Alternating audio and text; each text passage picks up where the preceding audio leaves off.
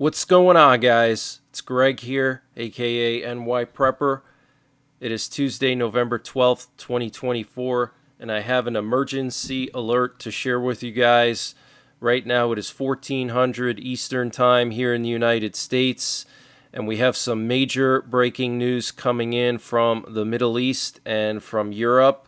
So, yesterday, Russia sent a warship with nuclear-capable hypersonic missiles into the English Channel. Okay, that's the piece of water between Great Britain and France. That is extremely provocative and very, very serious. And this particular warship and the hypersonic missiles that it carries are known as the carrier killers. So these hypersonic missiles were developed by Russia to take out NATO aircraft carriers because they can fly thousands of miles per hour and they can carry a nuclear warhead. And because they can fly so fast, it would be very difficult for the defenses of an aircraft carrier strike group to shoot one of these missiles down. Okay, now in addition to this, we have U.S. nuclear forces on very high alert this afternoon. I don't know if it's because of that or because of things happening in the Middle East, but we have 3 nuclear war command and control planes up in the air right now, and they appear to be getting ready to transmit nuclear codes to our submerged nuclear-armed submarines. We have one off the coast of Long Island. We have 2 in the Central Plains. We also have a nuclear bomber airborne over Louisiana, a B-52. We also have a missile detector plane up in the air over Nebraska right now. These planes can track the trajectories of ballistic missiles. Okay, so our nuclear forces are on very high alert. Russia sending a warship, a carrier killer warship, and carrier killer Zircon hypersonic missiles into the English Channel, potentially nuclear tipped.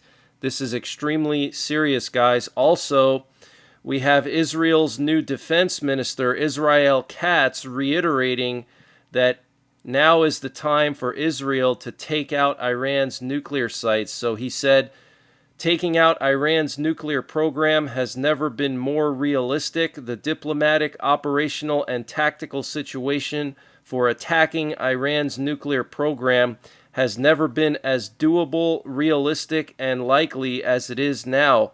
There is an opportunity to achieve the most important goal, to thwart and remove the threat of destruction hanging over the state of Israel. Wow, very, very strong words there from the new defense minister of Israel, who was appointed by Netanyahu. We also had a presidential Doomsday plane go to Offutt Air Base in Nebraska earlier this morning. It took off from Wright-Patterson Air Force Base, which is known as the Area 51 of the East, and it went to Offutt Air Base, which is home of U.S. Strategic Command. So potentially Lloyd Austin or some kind of VIP was on this plane going to Strategic Command. Very interesting timing with all the nuclear war command and control planes in the air this afternoon. Here we have a tweet from Israel Katz, the new defense minister of Israel, saying that in the first meeting with the IDF General Staff, he emphasized Iran today is more vulnerable than ever to damage to its nuclear facilities. We have the possibility of achieving the most important goal. Okay, so this is very, very serious, guys. Looks like Israel is getting ready to strike Iran's nuclear facilities, and we've already moved several squadrons of F-15s to the Middle East. The F-15 can carry the most nuclear gravity bombs of any fighter jet in the U.S. Air Force inventory. It's certified to carry up to 5 B-61 nuclear gravity bombs. Those are the gravity bombs that we have in NATO. They're part of NATO's nuclear sharing mission. And we've moved several squadrons of those F-15s to the Middle East, including one last week. And we also moved 6 nuclear-capable B-52s to Qatar. Okay, these are B-52s that are registered as part of our nuclear triad. So potentially they could be nuclear armed and they're sitting in Qatar. Okay. So I don't know if Biden is going to start some kind of war with Iran right before Trump's inauguration to delay the inauguration.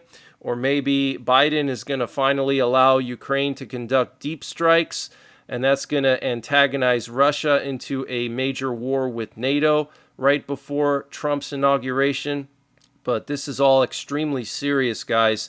And what you're looking at here is a picture reportedly from Iraq showing ballistic missiles being moved around by Iranian proxies in Iraq. So remember, the last couple of weeks we heard intelligence reports stating that the next attack from Iran is going to actually come from Iraq and the Iraqi proxies.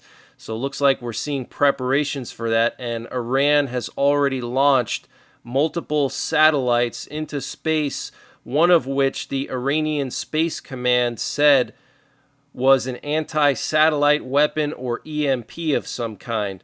Okay, so things are really escalating, and Israel intercepted several drones that came from Iraq last night, and these could have been probing or recon drones to test Israel's air defenses ahead of Iran's strike. And Israel had to shut down flights at Ben Gurion Airport today due to rocket attacks on central Israel. And according to Axios, Israeli Minister of Strategic Affairs and Prime Minister Netanyahu's personal envoy Ron Dermer is believed to have met on Sunday with President-elect Donald Trump, as well as his senior advisor Jared Kushner, at his Mar-a-Lago home in Florida. An Israeli official said the meeting was aimed at passing messages from Netanyahu to Trump and briefing the president-elect on Israel's plans in Gaza, Lebanon, and Iran for the next 2 months before Trump takes office. Now, we also know that Netanyahu spoke with Trump 3 times on the phone, and we know that Trump supported striking Iran's nuclear sites. And we also know that there have been these strange earthquakes in Iran the last month or so, 4.0s, 3.8s, 4.5s in various parts of Iran where there are known missile testing ranges. And it's very possible that Iran is now supercharging their nuclear program, and they're going to declare themselves a nuclear-armed state before Trump gets inaugurated, because they know Trump does not like them, and they know Trump supports strikes on the nuclear sites. So they may try to supercharge the development of their warheads and produce maybe a few dozen of them quickly before Trump takes office. And these strange earthquakes in the deserts of Iran had very interesting seismographs. The seismographs looked the same as the seismographs for North Korean nuclear tests. They looked very unnatural. And I want to just read to you a little more about that Russian carrier killer with the Zircon hypersonic missiles that are potentially nuclear tipped that sailed through the English Channel. And keep in mind, guys, that just a few days ago, the U.S. and Great Britain moved aircraft carriers into the Baltic Sea, and they were doing exercises there as well as in the North Sea. So this could have been a sign from Russia to NATO, basically saying, listen, we don't care that your carriers are in the Baltic because we can take them out with our Zircon missiles, okay? I'm going to read a little bit more about this to you. A Russian Navy warship equipped with nuclear-capable hypersonic cruise missiles known as carrier killers has conducted drills in the English Channel, Russian news agencies have reported. The ship, the Project 22350 frigate Admiral Golovko, passed through the channel to carry out tasks in the Atlantic Ocean, according to state news agency TASS. It is reportedly equipped with Zircon hypersonic anti-ship missiles. On Sunday, the Russian Ministry of Defense said the Admiral Golovko had passed the narrowest part of the channel, the Pas de Calais. I don't know how to say that. It's French. Having left the fleet's base in Severomorsk, Russia on the 2nd of November. It said the main task of the mission was to demonstrate the flag and ensure the naval presence in important areas of the offshore maritime zone. The frigate was the first Russian Navy warship to be equipped with Zircon hypersonic missiles. It is fitted with three S-14 VLS cells, which can launch Caliber, Onyx, or Zircon anti-ship cruise missiles. No drills or weapons launches were observed during the vessel's transit of the English Channel. A British Ministry of Defense spokesperson said the Russian frigate Admiral Golovko was shadowed by a number of maritime and air assets, including the HMS Iron Duke, as it transited the English Channel. The Royal Navy monitors UK territorial waters to protect the UK, including to ensure compliance with maritime law and deter malign activity. The passage was in line with international law and norms. The Russian Ministry of Defense said the exercises were carried out in the waters of the Barents, Norwegian, and North Seas. The sea-based Zircon hypersonic missiles have a range of 560 miles and can travel at several times the speed of sound, making it difficult to defend against them. In 2023, President Vladimir Putin ordered the mass production of Zircon missiles as part of the country's efforts to boost its nuclear forces.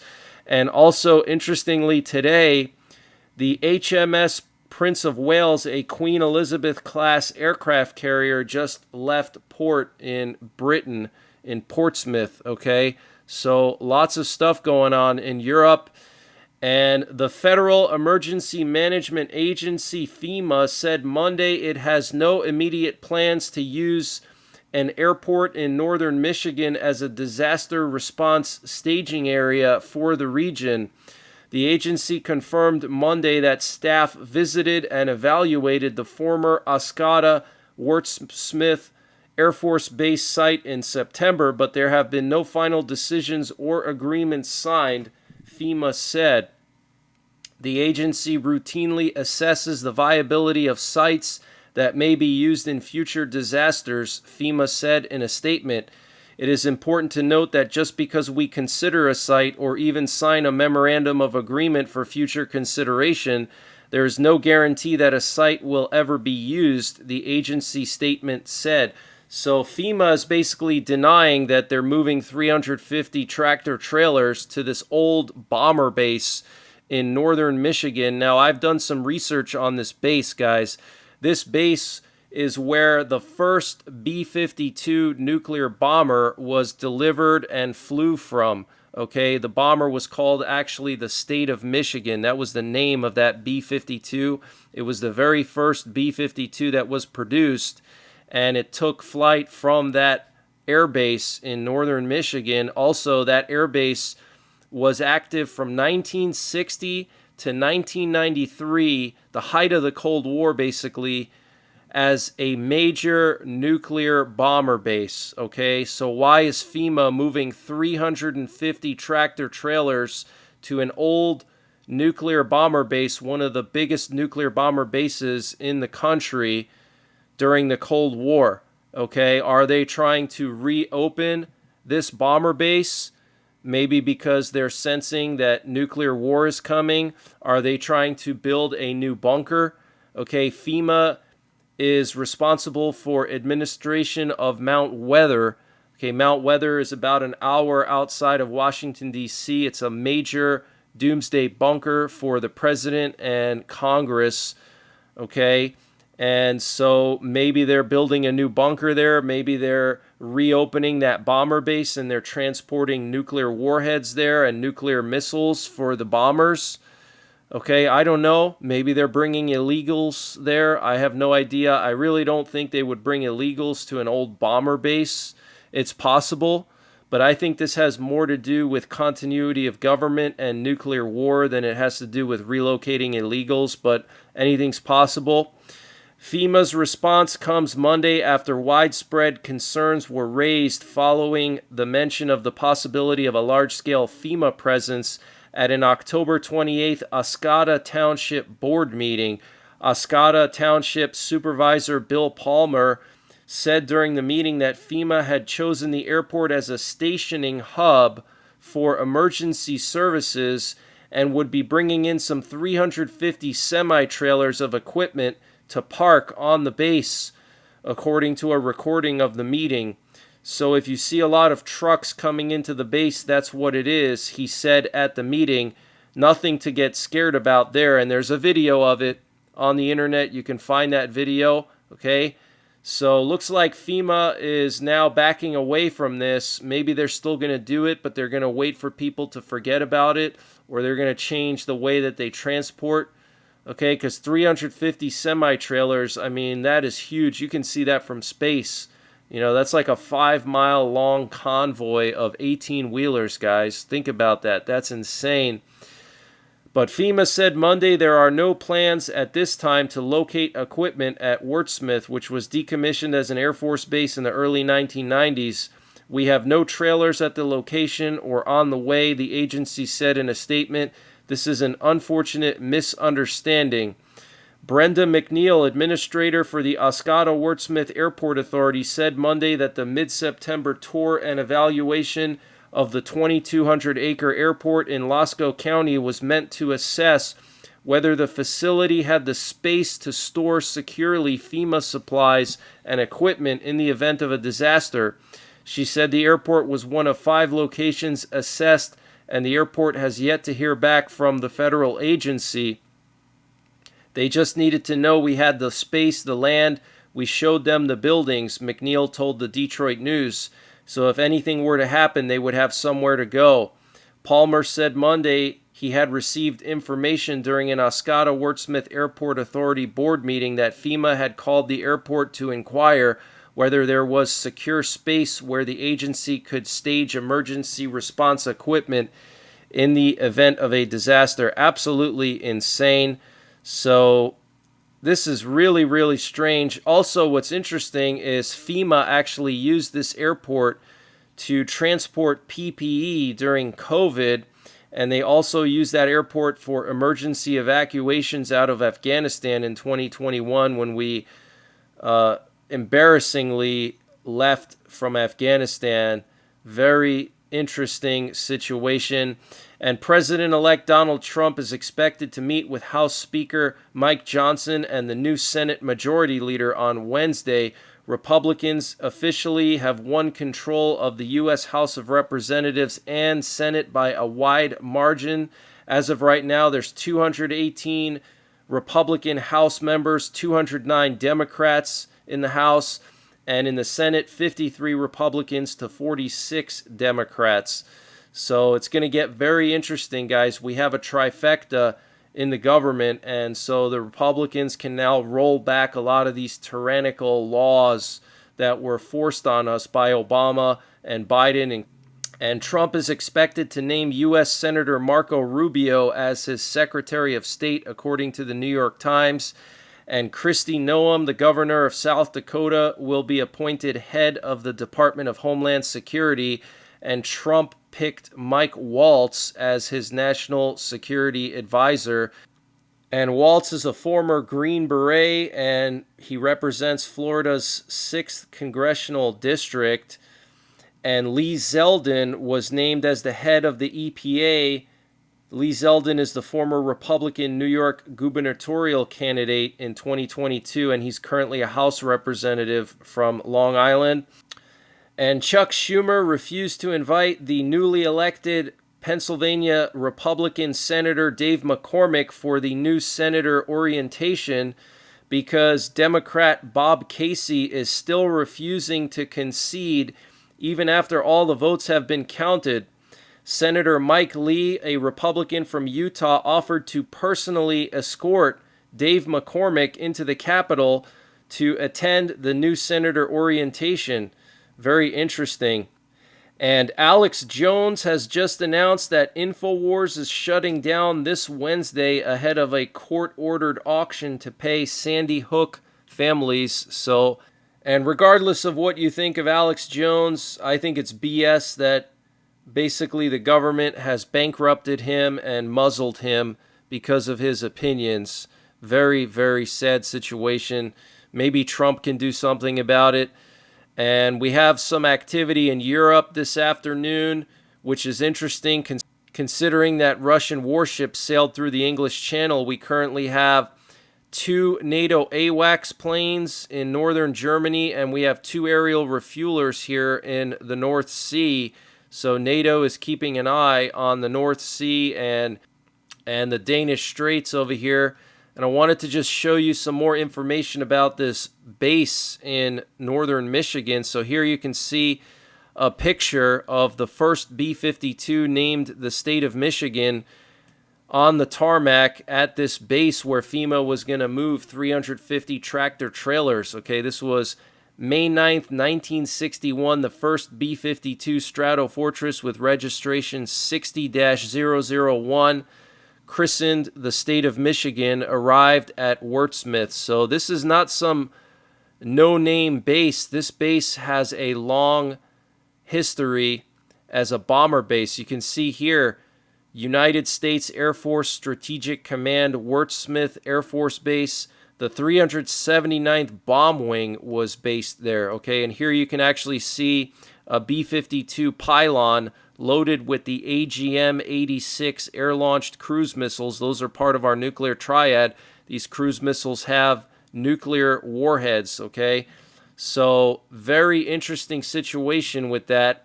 We also had a French Air Force aerial refueler flying over the Baltic Sea last night, which is pretty rare. And in addition to that, we had a U.S. Navy sub-hunter patrolling the coast of Romania here. But that's the latest breaking news that I have. I will be back later on tonight with another update. So make sure you're subscribed. Also follow me on Twitter and Telegram. I post all my updates to Twitter and Telegram. So if you follow me over there, you'll never miss an update. And the links to my Telegram and Twitter are in the description below this video. Also follow my 24/7 live stream. It's up right now on YouTube.